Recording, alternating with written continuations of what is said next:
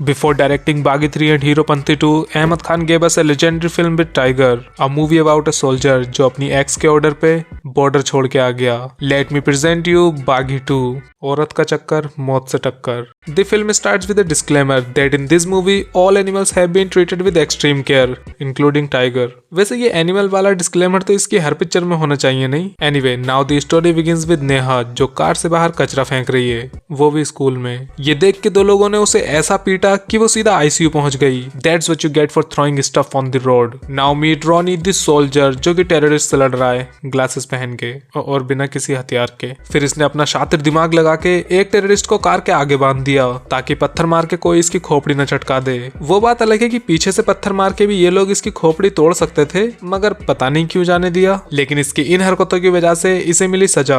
आपके 25 किलोमीटर का मार्च खत्म हो जाना चाहिए। अरे 25 किलोमीटर कम है उसके लिए, 30 किलोमीटर साइकिल चला के तो कॉलेज आता था वो स्टूडेंट ऑफ देयर 2 में। खैर अब नेहा को हेल्प चाहिए और ऐसे टाइम में नेहा जैसी लड़कियों को दो ही लोग याद आते हैं, पहला फ्रेंड जोन में फांसा हुआ दोस्त और दूसरा चूतिया एक्स। एंड्रोनी दोनों ही है। तो बस नेहा के एक वॉइस मैसेज पे ही उसने छुट्टी मांग ली, पर उसका कर्नल बोला इंसानों के बीच रहने की आदत छूट गई होगी। तो अभी वो क्या स्वरों के बीच रह रहा है? नहीं मतलब तुम सब भी तो इंसानी हो ना यार। दैनी से छुट्टी मिल ही गई तो ये चल दिया बस में बैठ के। Now it is time for a flashback जब ये दोनों स्टूडेंट ऑफ देयर 2 वाले कॉलेज में थे, क्योंकि यहाँ भी सब बाहर ही घूम रहे हैं। वैसे टाइगर की एक आदत बहुत खराब है, जहाँ खड़ी कार देखता है वहीं पिछवाड़ा मार देता है। देन यहाँ ये नेहा के बाप के सामने अंट बोल के निकल लिया, जो सुन के नेहा को इतना गुस्सा आया कि वो खुद जाके उसे अपना नंबर दे आई, वो भी बास्केटबॉल पे। कॉलेज के सभी लौंडों के पास है अब इसका नंबर। बस फिर गाना शुरू, जहाँ लड़कियां चीयरलीडर की प्रैक्टिस कर रही हैं और लड़के स्पोर्ट्स की। नहीं पढ़ाई से कोई मतलब नहीं है इनका, वो तो बस हम गरीबों के लिए होती है। बाकी अब नंबर लिया है तो बात भी होगी। नेहा तो अपने घर में ही बात कर रही है, पर ये रोनी किसी जंगल में खड़ा है रात में। ये बंदा गड़बड़ लग रहा है मुझे। एनीवे ये दोनों रेस्ट हो गए, जहाँ एक बंदा यहाँ बैठा है, अगले सीन में वो बाहर जा रहा है, यहाँ वही पीछे बैठा है और वही फिर अंदर भी आ रहा है। प्रोड्यूसर साहब एक्स्ट्रास पे थोड़ा एक्स्ट्रा खर्च कर लेते यार। फिर सड़क पे चलते चलते नेहा ने एक बच्चे को अपनी जैकेट उड़ा दी और बाकी दो को ठंड में मरने के लिए छोड़ दिया।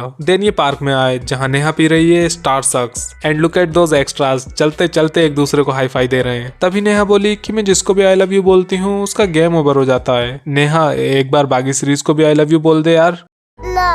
Now back to the present, जहाँ रोनी कश्मीर से गोवा आ चुका है शिप से।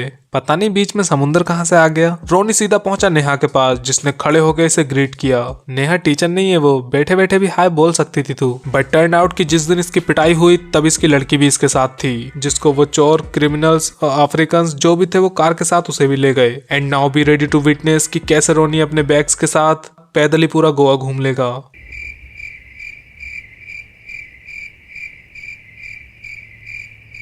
नेक्स्ट डे वो पहुंचा उस्मान लंगड़े के पास कार लेने किराए पे, जहां इस बंदे को देख मुझे लगा कि इसमें मिर्गी पड़ गई, पर वो चाबी घुमा रहा है। वो बात अलग है कि इससे घूम नहीं रही। डू यू नो जब एक्स को काम निकालना हो तो वो कैसे बात करती है? आज मुझे तुम्हारी जरूरत है रोनी, हमारा रिश्ता मेरी जिंदगी का सबसे खूबसूरत पहलू है। हाँ बिल्कुल ऐसे ही। तो बस रोनी चोर दिखाते हुए पुलिस स्टेशन पहुंच के केस की फाइल पढ़ने लगा, जिसमें स्कूल का नाम मून ड्रॉप स्कूल लिखा है, जबकि उसका नाम तो द किड्स कासल है। ऊपर से संबंध भी गलत लिख रखा है इन्होंने। ये देख के तो हर इंसान का दिमाग खराब हो जाए। रोनी का भी हो गया तो उसने लपेट दिया पुलिस वालों को। अब रोनी पुलिस वालों से लड़ रहा है और नेहा लड़ रही है कुपोषण से।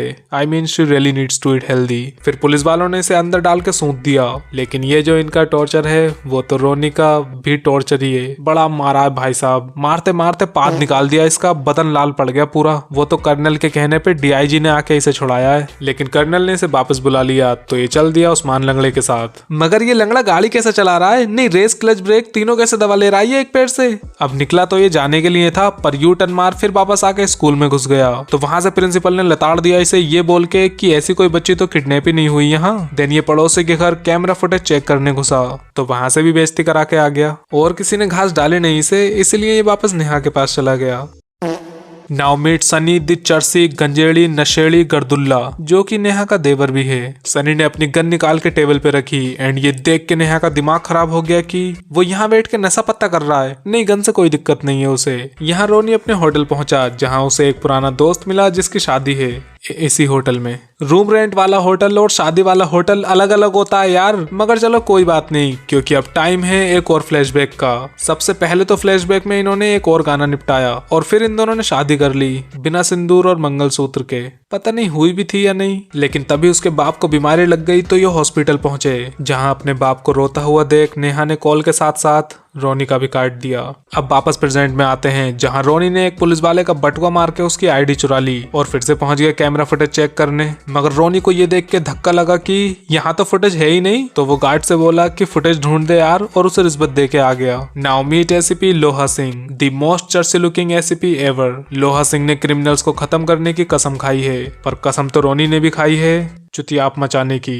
एनीवे रोनी सनी का पीछा करते करते किसी खंडर में पहुंचा, जहां उस्मान लंगड़ा रसियंस के साथ धंधा कर रहा है चरस गांजे का। तो रोनी उस्मान के पीछे भागा, पर उस्मान नहीं भाग पाया क्योंकि वो लंगड़ा है। फिर रोनी बोला बता छोटी बच्ची कहाँ है। वो बोला मुझे नहीं पता। तो रोनी बोला ओके और चल दिया वहां से। डेनिस बंदे ने न्यूज़पेपर में ऐड डलवा दिया, जिसके बाद इसे पता लगा कुछ भी नहीं। ऊपर से नेहा के हस्बैंड ने बुला लिया इसे, एंड टर्न्ड आउट कि इनकी कोई बेटी है ही नहीं। एक्चुअली नेहा की खोपड़ी में चोट लग गई थी तो वो पगला गई है। तभी कैमरा फुटेज वाले गार्ड का फोन आया, एंड सरप्राइज बेबी, कार में तो कोई छोटी बच्ची थी ही नहीं। ये देख के रोनी का दिमाग खराब हो गया और उसने नेहा को गंदी गालियां दे दी। तुम्हारी माँ का मगर रोनी बददिमाग को इतना समझ नहीं आया कि अगर कोई बच्ची थी ही नहीं तो वो स्कूल ही क्यों जाती कार लेके। लेकिन मारपीट तक तो ठीक था, पर नेहा को गालियां बिल्कुल भी नहीं बर्दाश्त, इसलिए वो वहां से कूदी और नीचे गिर के उसकी टें हो गई। मगर रोनी ये देख के कंफ्यूज हो गया कि जब वो इसी फ्लोर पे से कूदी है तो दुपट्टा ऊपर से कैसे आ रहा है भाई। खैर अब दुख के मारे रोनी की चीख निकल गई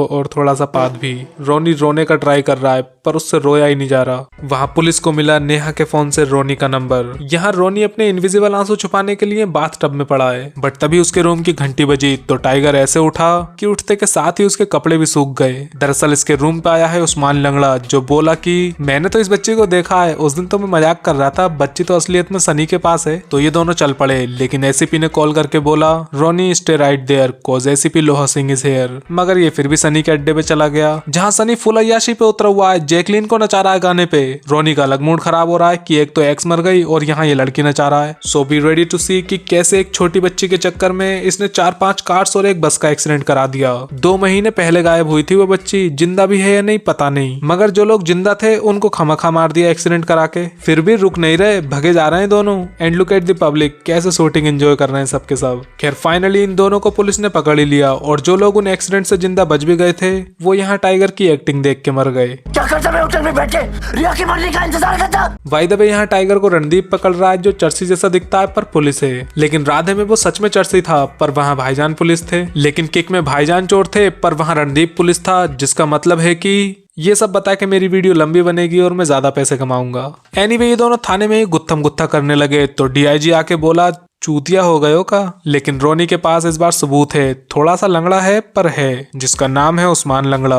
तो बस सनी से इंट्रोगेशन शुरू, मगर उसने डीआईजी की गन चुरा ली। तभी अचानक से डीआईजी ने अपने चमत्कारी पिछवाड़े से गन निकाल के सनी को गोली मार दी। यहाँ 2 लोगों ने आके उस्मान लंगड़े को लूला भी कर दिया। वहाँ टाइगर उस्मान के अड्डे की तरफ निकला, पर उसे दिशा पता नहीं, इसलिए जब तक वो वहाँ पहुंचा तब तक उस्मान का काम निपट गया। फिर रोनी ने क्रिस 3 वाले मेंढक और उसके साथी दोनों को अकेले ही लपेट दिया। बट टर्न्ड आउट कि असली विलन तो चमत्कारी पिछवाड़े वाला डीआईजी शेरगिल है, और उसी ने ही इन दोनों पंटरों को रोनी को मारने भेजा था। तभी रोनी ने एक पंटर से डीआईजी का पता पूछा, जैसे कि इसके पूछने से वो बता ही दे। अंजुना बॉर्डर के पीछे। Now be ready for an action scene, जहां गन सबके पास है पर चलाएगा कोई नहीं। भाई साहब दुपट्टा ओढ़ के लड़ाए रोनी यहाँ। फिर लड़ते लड़ते रोनी ने ऐसी लात मारी कि दुश्मन के हाथ में जो बंदूक थी वो चाकू बन गई, और एक के हाथ में चाकू था जो बंदूक बन गया। और बस यही नहीं, कुछ बंदों से ये पानी में लड़ा, पर आखिरी मुक्का पड़ते पड़ते पता नहीं ये जमीन पे कैसे आ गए। एंड बाय द वे यहाँ पुलिस आके कैंप वगैरह लगा के मस्त आराम से रहने भी लगी है। देन यहाँ एंट्री हुई कर्नल की।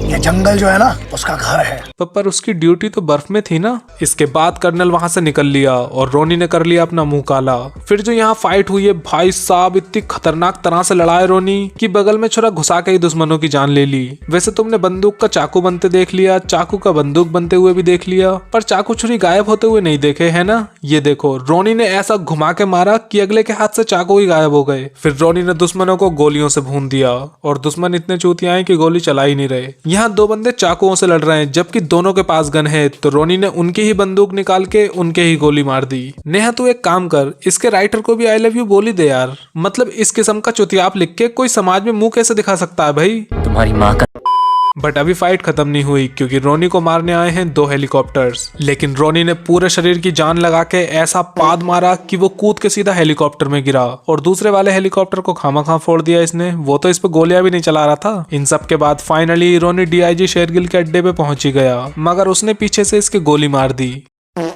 चलो कम से कम एक गोली तो लगी, पूरी फिल्म में पहली गोली लगी है ये इसके। Now it is time for the big reveal कि छोटी बच्ची डीआईजी के पास ही है। मतलब हमें तो पता ही नहीं था यार, मैं तो सोच भी नहीं सकता था कि डीआईजी के पास है लड़की। अच्छा हुआ बता दिया यार। And guess the reason behind छोटी बच्ची की किडनैपिंग। रैंसम ना, रेवेंज ना, ऑर्गन ट्रैफिकिंग ना, ह्यूमन ट्रैफिकिंग ना, द रियल रीजन वाज बकचोदी।